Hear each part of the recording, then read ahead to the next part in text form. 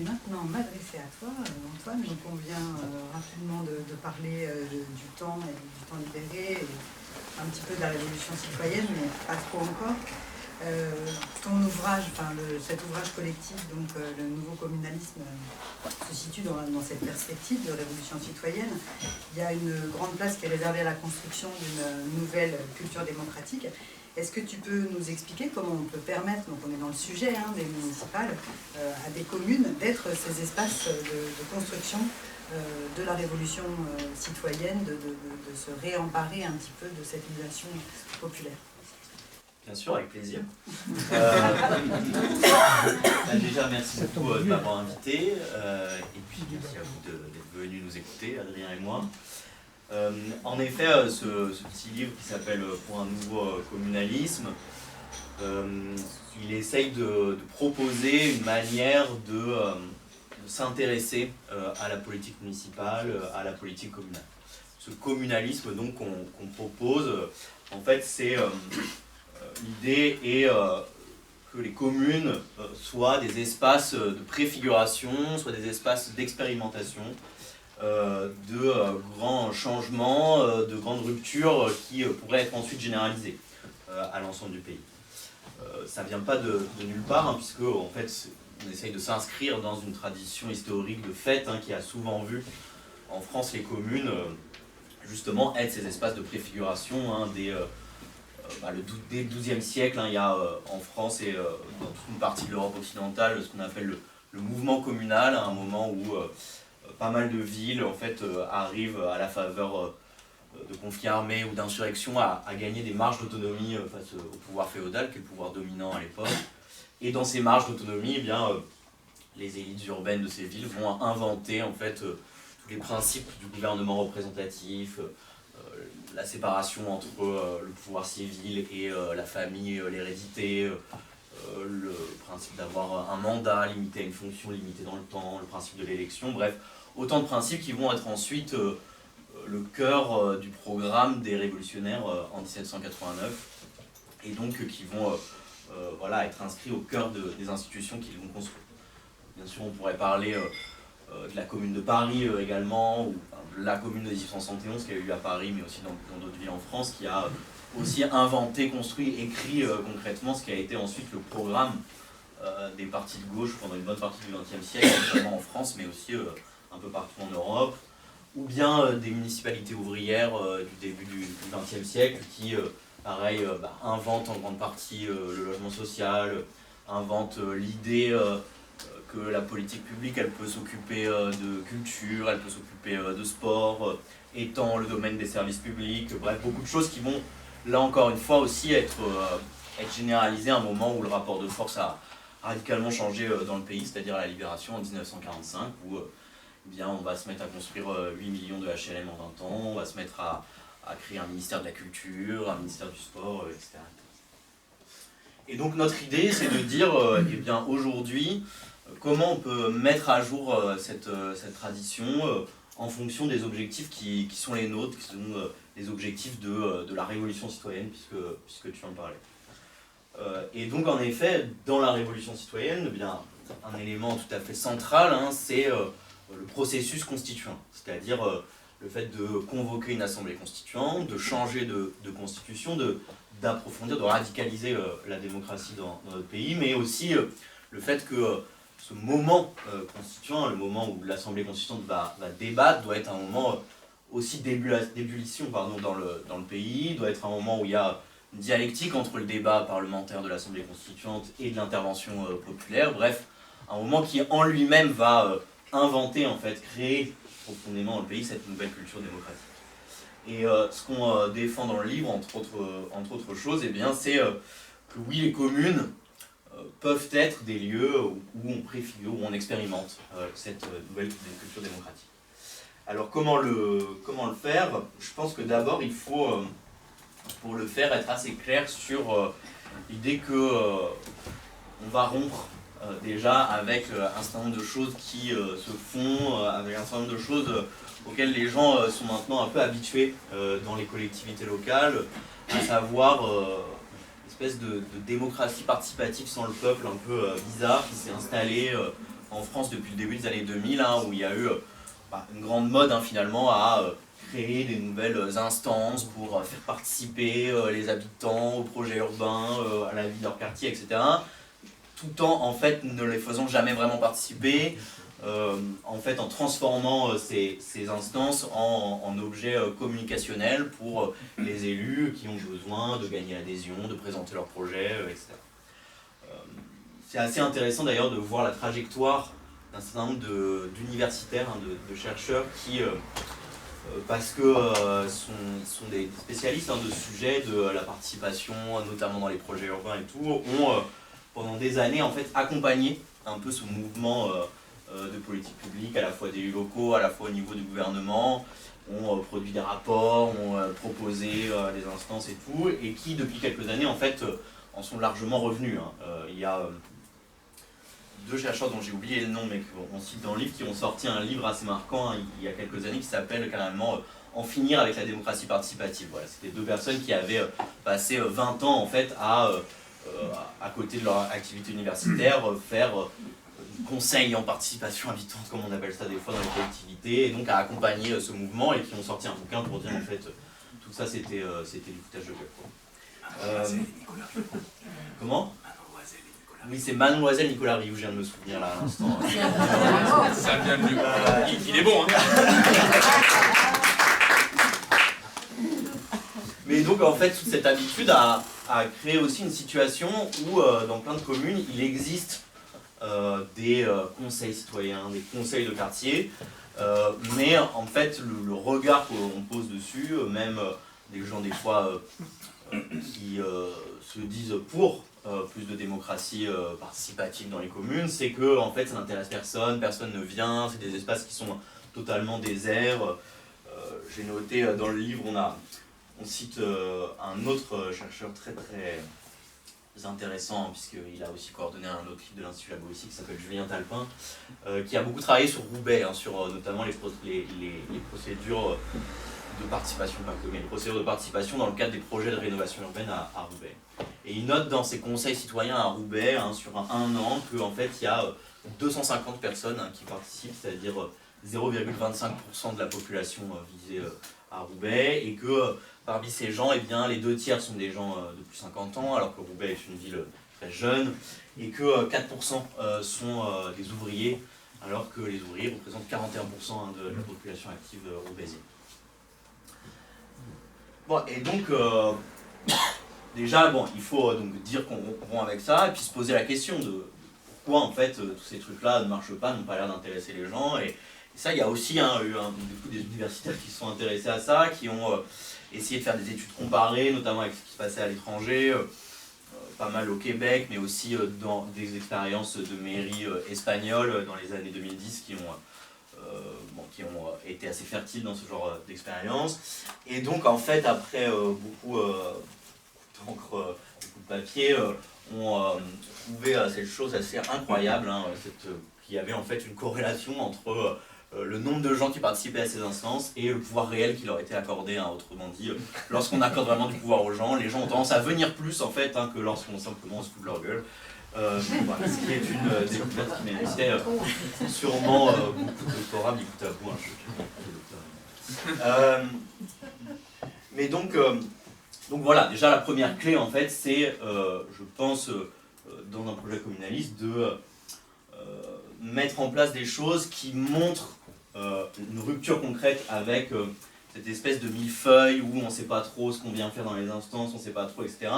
Et donc de mettre en place d'abord des dispositifs simples. Il y en a un qui donne un pouvoir très concret, une prise très concrète sur le conseil municipal, le lieu de pouvoir direct, qui est en plus une revendication qui ne sort pas nulle part, puisqu'elle a été une des revendications centrales d'un très grand mouvement populaire, peut-être le plus grand mouvement populaire de ces dernières décennies en France, c'est celui du référendum d'initiative citoyenne. Et ça, les communes, elles peuvent expérimenter différentes modalités de RIC locaux.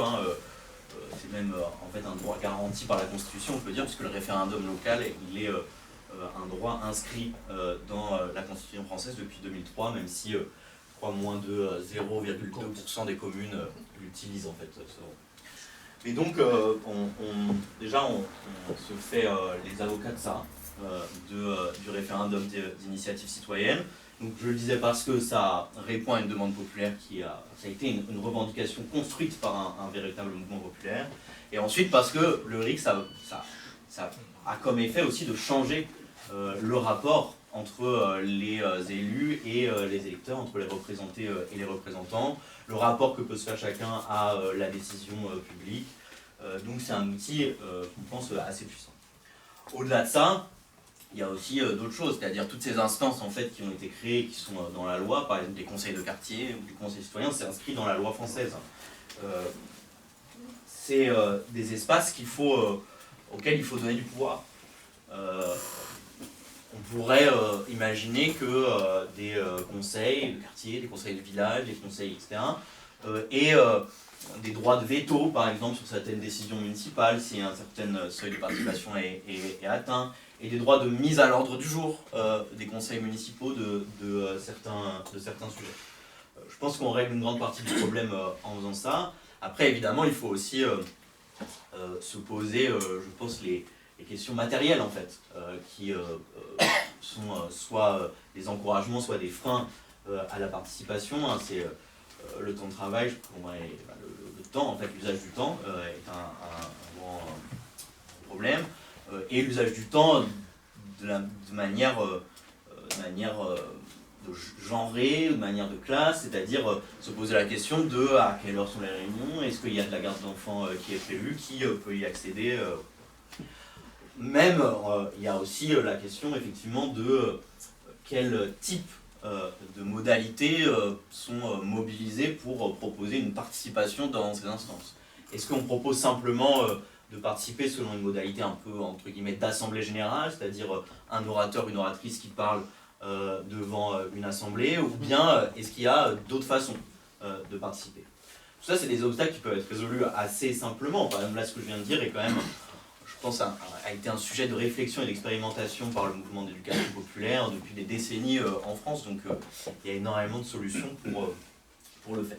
Je pense que c'est important aussi de créer ce genre d'espace parce que, en fait, c'est au-delà de la démocratisation de la commune elle-même, c'est aussi comme ça qu'on préfigure en fait ce que vont être des assemblées citoyennes qui vont travailler ensuite pendant le processus constituant. C'est comme ça qu'on habitue, on crée les savoir-faire, les habitudes des gens pour créer cette nouvelle culture démocratique qui est en effet au cœur de la révolution citoyenne. Merci beaucoup. Donc, dans ce que tu viens de décrire, il y a un aspect donc, interne à la commune qui est assez évident. Mais sur des questions transversales, en fait, qui dépassent un petit peu les compétences des petites communes comme les nôtres, parce que c'est vrai qu'il y a beaucoup de choses qui sont applicables sur des métropoles, etc., comme la planification écologique, comme la protection des biens communs. Ça peut difficilement s'envisager à l'échelle d'une petite commune comme nous. Et est-ce que tu peux nous dire comment on peut faire dépasser ce nouveau communalisme à l'échelle d'un périmètre un peu plus large? Ouais.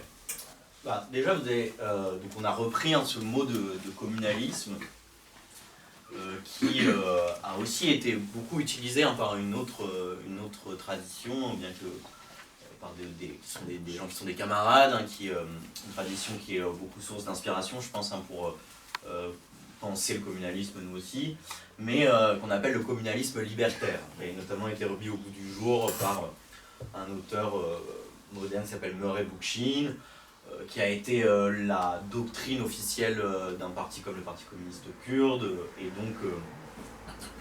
donc expérimenté concrètement, notamment dans le Rojava syrien. On a aussi rapproché cette doctrine du communalisme libertaire de ce qui se passe toujours au Chiapas, dans un état du sud du Mexique. Ce communalisme libertaire, lui, il dit vraiment que le gouvernement des communes et la confédération des communes entre elles va pouvoir se substituer en fait à toutes les fonctions de l'État-nation.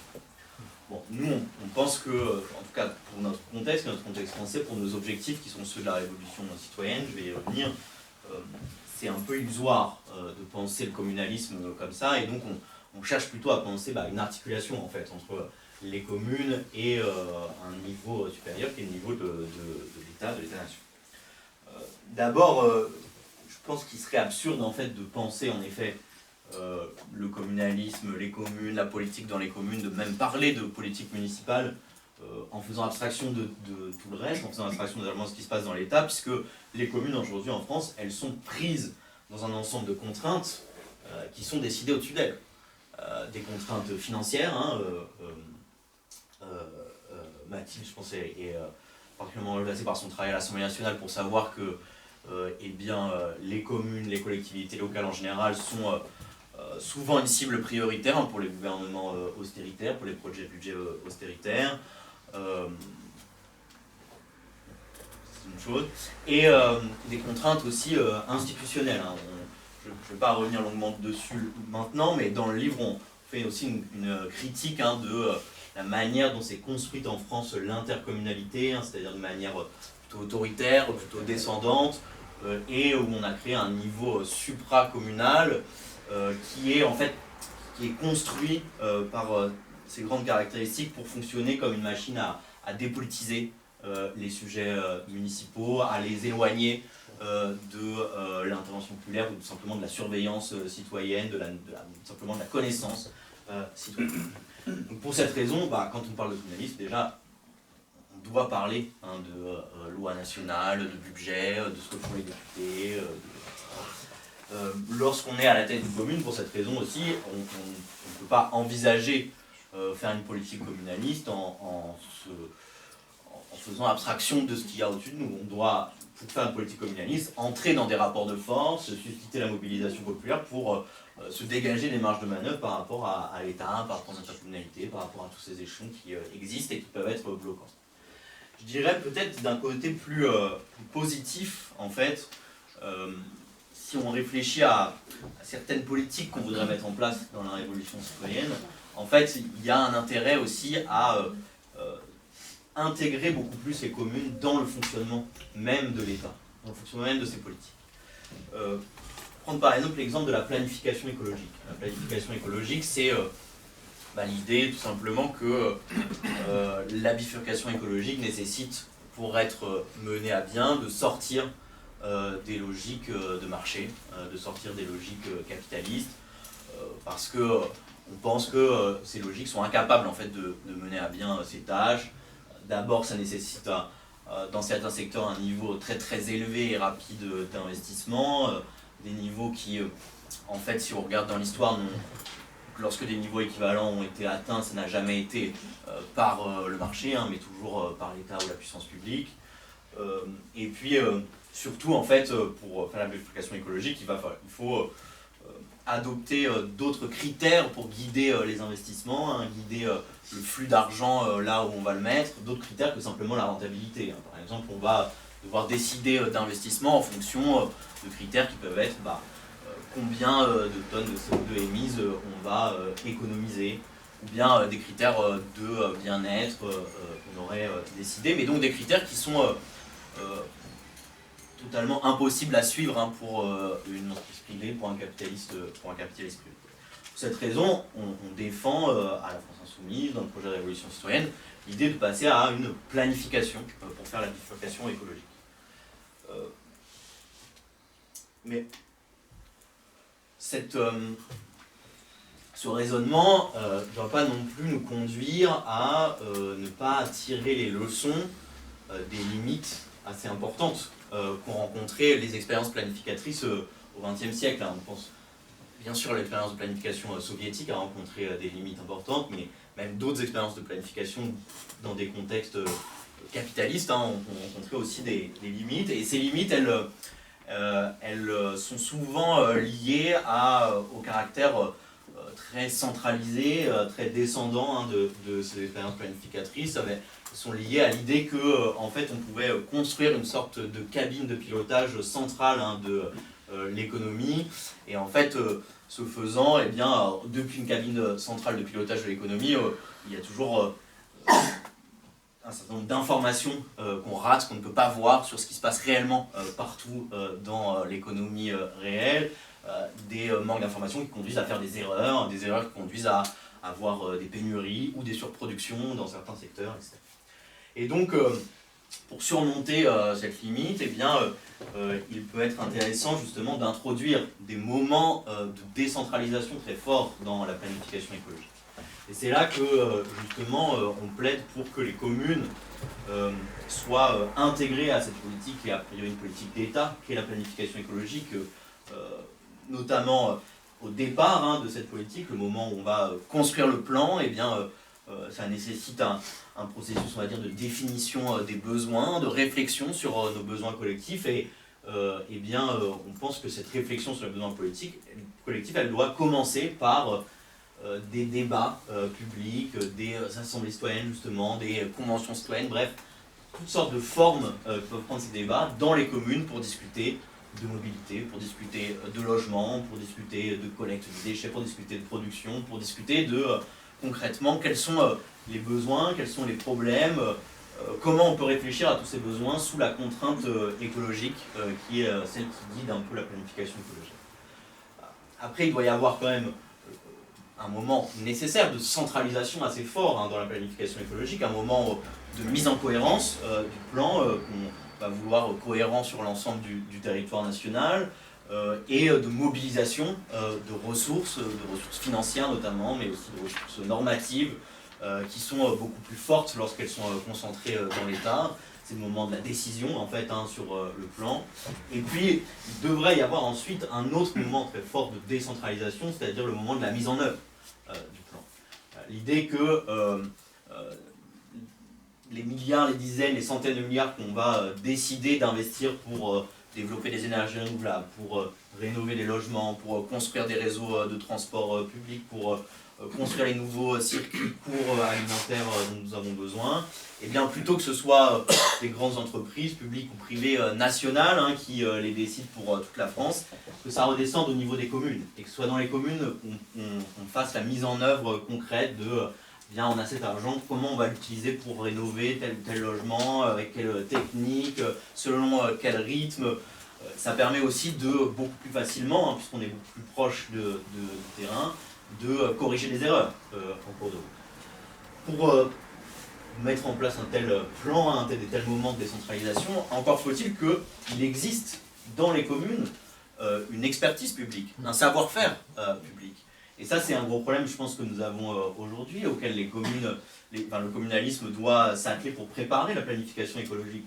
C'est que beaucoup de communes, depuis les années 90, se sont dessaisies de tout un tas de choses, à coup de délégation de services publics à des entreprises privées, à coup de partenariats publics-privés. Mais il importe, pour pouvoir mener à bien une telle planification, que dans chaque commune ou dans des formes de coopération, mais plus libres entre les communes, il y ait des régies publiques de l'eau qui est appris, qui est internalisé le savoir-faire pour gérer un réseau d'eau, que la collecte des déchets et leur valorisation soit prise en charge aussi publiquement, même qu'on apprenne à construire publiquement des réseaux de chaleur par géothermie par exemple, qu'on se serve du levier des cantines scolaires pour commencer à construire ces circuits alimentaires avec une agriculture plus locale. Donc voilà, je pouvais répondre à cette question sur l'articulation un peu entre national et local.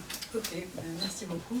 Alors je ne sais pas exactement si on a encore un peu de temps. Je prends une question sur les deux qu'on avait prévues transverses, puis après des questions avec le public peut-être. D'accord, juste, c'est une question qui peut aussi prendre un certain temps, il faut de qui répond. Mais parfois, elle ne comprend pas ce qu'elle dit. c'est plus le point commun, je pense, qu'on peut faire entre ces deux ouvrages, c'est la nécessité de récupérer du temps, en fait, puisque tu parles des assemblées constituantes, qui me semble en effet la base, le fondement du nouveau communalisme. Toi, tu parles des jours fériés. Je pense que ce point commun, c'est la récupération d'un temps libre. Et du coup, ma question, ce serait comment est-ce qu'on peut aujourd'hui désacraliser le travail, puisqu'on sait bien qu'aujourd'hui, la première question qu'on pose, c'est qu'est-ce que tu fais dans la vie. Ça veut dire qu'est-ce que tu fais comme travail, en fait. Alors qu'en fait, la vie, c'est pas ça, en fait. Et comment est-ce qu'on peut justement voilà, désacraliser la notion de travail et arrêter de prendre pour cible les chômeurs, ceux qui n'ont pas envie de bosser, etc. Pourquoi est-ce que c'est mal de ne pas avoir envie d'avoir un travail salarié, en fait pourquoi? Est-ce que vous avez une réponse à ça, messieurs, s'il vous plaît? Ça me dérangerait bien. Je sais pas. Tu commences? Peut-être pour démarrer par la fin de ta question, moi je pense que paradoxalement, désacraliser le travail, c'est en reconnaître l'étendue réelle. C'est-à-dire, ce qui aujourd'hui pèse, ça ne me semble pas tellement être le poids du travail. Le travail, c'est une activité anthropologique. Tous les êtres humains travaillent, c'est-à-dire qu'ils transforment des choses qui leur préexistent pour en faire autre chose. Le sujet, c'est de savoir ce qui, dans cette transformation, est reconnu aujourd'hui comme du travail. Et une bonne partie des heures d'activité contrainte des gens ne sont pas reconnues comme du travail. Et c'est ça, en fait, je pense, qui crée cette prégnance de l'activité productive au sens... en fait, productive, ça veut dire qui est utile à la reproduction du capital. Mais le travail domestique, le travail bénévole, le travail administratif, tout ça sont des logiques de travail. C'est des activités que des gens font qui ont un effet sur les autres. D'évolution de l'ordre social, de changement, d'apport ou pas d'apport. Il y a du travail qui peut être fait qui ne sert absolument à rien. Mais le travail a donc ces différentes formes. Et je pense qu'aujourd'hui, le nerf de ce que tu évoques, c'est la prééminence d'une forme de travail sur les autres, qui vient les écraser du coup, et qui justifie des rapports de domination. Parce que, typiquement, c'est parce qu'un individu dans une association ne travaille pas, que du coup, on va l'astreindre à répondre à des offres d'emploi à France Travail. Et en fait, du coup, à la place de passer 15 heures à animer un café associatif, on va passer 15 heures à envoyer des CV. On peut se poser la question de l'utilité relative des deux activités. L'une étant justifiée comme étant un travail productif, l'autre n'étant pas à l'heure actuelle. De la même manière, c'est parce que des formes de travail ne sont pas reconnues comme telles qu'on peut avoir des départements qui disent, des allocataires, enfin maintenant c'est plus généralisé, mais à la base des départements qui disent que des allocataires du RSA, en échange de leur allocation, ils vont faire une activité non rémunérée. En fait, ils vont travailler, et donc s'ils travaillent, on les paye. Mais non, on ne les paye pas, c'est pas vraiment du travail. Donc je pense qu'il y a un enjeu à la reconnaissance générale du fait qu'une activité transformatrice et productive, c'est du travail. Et une fois qu'on a reconnu ça, on pose une autre question, qui n'est pas celle de savoir comment on désacralise le travail, qui est celle de savoir pourquoi on ne rémunère pas toutes les formes de travail. Et une fois qu'on a posé cette question, on se rend compte qu'on est à front inversé par rapport à la bourgeoisie française, dont le pouvoir repose sur le fait qu'elle est la seule à décider quel travail est rémunéré et lequel ne l'est pas. Et que dès lors qu'on resocialise, enfin qu'on repose la question de cette manière-là, on resocialise la définition même du travail, et donc on pose la question de savoir quelle forme de travail il faut rémunérer, et évidemment comment il faut les rémunérer. Je pense que la sécurité sociale vient ici intervenir comme étant un outil, puisque je rappellerai, j'ai quasiment pas dépassé mon temps encore, je rappellerai qu'en 1945, quand on crée les allocations familiales, elles sont indexées sur le salaire moyen d'un ouvrier du département de la Seine. Pourquoi? Parce que l'allocation familiale n'est pas juste une logique de lutte contre le paupérisme, parce qu'il n'y a pas de condition de ressources, c'est versé pour tout enfant. C'est la reconnaissance du fait que élever un enfant, s'en occuper, est une forme de travail. Et que donc on reçoit une rémunération, l'allocation familiale, qui est indexée sur un salaire. En fait, ça vient acter le fait que les heures que vous vouez à vos enfants sont des heures d'activité à caractère contrainte. Ça ne veut pas dire que la contrainte est forcément toujours négative. Sinon, je pense que pour celles et ceux qui ont des enfants, vous avez aussi eu des bons moments avec. Peut-être pas que, mais aussi eu des moments. De la même manière qu'au travail, on a aussi des moments bons, mauvais, bon, bien sûr. Mais la question est de savoir si on vient reconnaître que c'est une forme de travail, que donc elle justifie une forme de rémunération en échange de ce travail. Parce que tout simplement, ça vient permettre ensuite de s'occuper de l'enfant en ayant évidemment des frais qui sont égalisés d'une famille à l'autre. Et je termine en disant que je pense qu'il est important pour penser la question du temps et de la démocratie temporelle, enfin de la récupération, de la reconquête du temps, de bien distinguer que le temps le temps, c'est un objet qui a 4 dimensions différentes, que ce soit sur le plan philosophique ou même de la physique stricte. Le temps, c'est à la fois des durées. Donc le temps, c'est quelque chose qui s'écoule, c'est une durée linéaire. Le temps, c'est des horaires. C'est-à-dire que dans une durée linéaire, tout n'a pas le même sens. C'est-à-dire ce qui se passe de 5 à 6 n'est pas le même sens que 17 à 18, etc. C'est-à-dire qu'il y a un rapport subjectif horaire au temps, de la même manière que 8 heures de temps libre, c'est pas pareil si c'est 8 heures au milieu de la journée, si c'est 8 heures la nuit, ou si c'est 8 heures très tôt le matin. Donc l'horaire est une structure du temps qui lui-même se branche sur des rythmes. Parce que le temps, c'est des durées, des horaires et des rythmes. des choses qui se répètent ou ne se répètent pas. Et c'est enfin le temps quelque chose qui advient, c'est-à-dire c'est une prévision. Et là aussi, un temps ne se vaut pas selon qu'il soit prévu ou imprévu. De manière qu'une heure libre, c'est pas la même chose si tout d'un coup dans votre journée de travail on vous dit en fait tout le monde fait une heure de pause, ou si vous partez une heure plus tôt. Pourtant c'est le même substrat horaire, c'est la même durée, c'est le même minutage par l'horloge spatiale. Donc tout cela invite, je pense, à toujours décomposer cette dimension du temps et s'assurer que les gens ont une capacité à conquérir à la fois des durées, c'est-à-dire ils peuvent savoir quantifier des temps qui sont à eux, des horaires, c'est-à-dire savoir à quel moment sont placés ces temps qui sont à eux, avoir des rythmes, c'est-à-dire savoir comment se reproduisent ou pas ces temps qui sont à eux, et avoir une prévision, c'est-à-dire pouvoir anticiper ces temps qui sont à eux. Et c'est que lorsque vous récupérez ces 4 dimensions du temps que vous avez une capacité de souveraineté réelle sur les moments, les minutes additionnées qui sont, disons, à votre disposition. Merci beaucoup pour cet exposé. Moi j'ai envie de décentrer un peu la question. Parce que je pense en gros, je pense que la question de la réduction du temps de travail salarié, elle est super importante, mais je pense que il y a aussi en fait plein d'autres manières dont le capitalisme nous mange notre temps. Des manières qui, si je le mentionne, c'est je pense que les communes, dans une période communaliste, on peut beaucoup plus agir dessus. Parce qu'en fait, la réduction du temps de travail salarié, si on y réfléchit très prosaïquement, les communes, elles ont un pouvoir sur l'organisation du temps de leurs propres agents. Il y a encore un pouvoir qui est très contraint par la loi. Mais le capitalisme, c'est un phénomène global qui nous aliène sur différentes sphères de notre vie, pas seulement le moment où on est dans le travail salarié. C'est, Adrien l'évoquait, ce qu'on appelle déjà la sphère du travail reproductif, donc le travail gratuit qui pèse sur les femmes pour reproduire la force de travail, mais en fait reproduire la vie elle-même. Et ça déjà, je pense que en fait le mouvement féministe matérialiste en tout cas,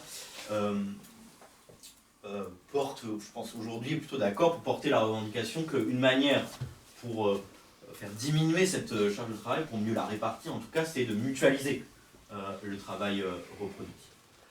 Et ça, c'est des choses qui se passent par la sphère du service public, et notamment du service public local. Quand on ouvre des places en crèche, par exemple, eh bien, on fait gagner du temps aux femmes qui, de cette manière, mutualisent le travail reproductif qui est la garde des enfants. Mais aussi, le capitalisme, il organise l'espace, il organise une géographie, il distord les distances à son avantage, pour se faire gagner du temps à lui. Et de cette façon, souvent, il nous fait perdre du temps à nous, la manière dont il aménage l'espace. Je vais, par exemple, pour illustrer ça, je vais prendre l'exemple ce qu'on appelle maintenant les déserts alimentaires. Dans le débat public anglo-saxon, peut-être ces expressions existent plus, mais je pense qu'on voit ce que ça veut dire. C'est par exemple 2 communes rurales sur 3 aujourd'hui qui n'ont aucun commerce alimentaire, c'est 2 fois plus qu'il y a 50 ans. Le temps de trajet moyen pour aller faire ses courses, depuis 1974, il a été multiplié par 3. Donc ça, c'est du temps qui nous est pris à nous, le temps de trajet pour aller faire ses courses. Pourquoi ? Parce qu'il fait gagner du temps au capital qui a organisé l'espace de son réseau de distribution alimentaire, des centres commerciaux, des très grandes surfaces, d'une manière qui maximise sa rentabilité à lui, qui minimise les distances peut-être pour lui. Bien ça, c'est aussi quelque chose sur lequel le communalisme peut agir, justement, l'aménagement de l'espace, réfléchir à comment on fait pour ramener du commerce de proximité proche des gens, réfléchir peut-être à est-ce qu'on peut faire d'autres types de commerce alimentaire, des commerces alimentaires associatifs, coopératifs, pourquoi pas des commerces alimentaires publics. L'actuel maire de New York a défendu ça dans son programme, on va voir s'il le met en œuvre, mais en tout cas dans sa campagne, c'était une des propositions fortes, d'ouvrir des épiceries municipales. Bref, c'est le réseau de transport public, évidemment, qui est à la main aussi des communes. Je pense que, bien sûr, oui, il y a le travail salarié, mais il y a aussi cet aspect d'aménagement de l'espace, en fait, qui est aussi une grande question quand on parle de est-ce qu'on gagne du temps libéré. Adrien parlait tout à l'heure de la différence entre le temps libre et le temps libéré. Eh bien, la manière dont notre géographie est organisée pas par nous, mais par d'autres gens qui ont le pouvoir de le faire. Eh bien, c'est une manière de soit transformer notre temps libre en temps contraint, soit si on le récupère, de transformer notre temps libre en temps libre réellement libéré. Très bien. Écoutez, je vous remercie beaucoup tous les deux pour ces exposés brillants et riches. Je suppose que ça suscite quelques réflexions, peut-être quelques questions. Je ne sais pas, vous êtes peut-être un peu sonné par la quantité d'informations qu'on vient de réflexions. Alors je vous en prie, voilà, s'il y a des questions. Moi j'ai une interrogation.